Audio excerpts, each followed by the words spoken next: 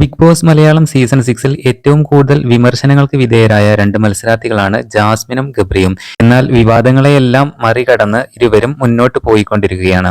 Big boss എന്ന് കേട്ടാൽ എല്ലാവരുടെയും മനസ്സിലേക്ക് ഓടിയെത്തുന്ന പേരായിരിക്കും ജബ്രികൾ. ബിഗ് ബോസിൽ കണ്ട ഏറ്റവും വലിയ സർവൈവർ കൂടിയാണ് ജാസ്മിൻ. പലയിടത്തും ചുവടുകൾ പിഴച്ചു പോയ, വ്യാപകമായ സൈബർ അറ്റാക്ക് നേരിട്ട, വ്യക്തിത്വവും ധാർമ്മികതയും വരെ ഓഡിറ്റ് ചെയ്യപ്പെട്ട മറ്റൊരു മത്സരാർത്ഥി ബിഗ് ബോസ് മലയാളം ചരിത്രത്തിൽ തന്നെ ഉണ്ടായിട്ടില്ല. എന്നിട്ടും എല്ലാ പ്രതിസന്ധികളെയും അതിജീവിച്ച് ഉള്ളിലെ പോരാട്ട വീര്യത്തോടെ മുന്നോട്ട് പോയ വ്യക്തിയാണ് Jasmin Jafar. Big boss Malayalam season 6-ൽ സെക്കൻഡ് റണ്ണറപ്പ് ആയിട്ടാണ് ജാസ്മിൻ ഇറങ്ങുന്നത്. ഗബ്രിയുമായുള്ള കോംബോ പിടിച്ചതാണ് ഏറ്റവും കൂടുതൽ വിവാദമായത് എന്നാണ് വിമർശകർ പറയുന്നത്. ബിഗ് ബോസിൽ നിന്നും ഇറങ്ങിയതിനു ശേഷവും ജാസ്മിൻ ആ കോംബോ തുടരുന്നുണ്ട് എന്നുള്ളതാണ് സത്യം. ബിഗ് ബോസ് മലയാളം സീസൺ 6-ലെ ഏറ്റവും വലിയ കണ്ടന്റ് മേക്കർ കൂടിയാണ് ജാസ്മിൻ ജാഫർ.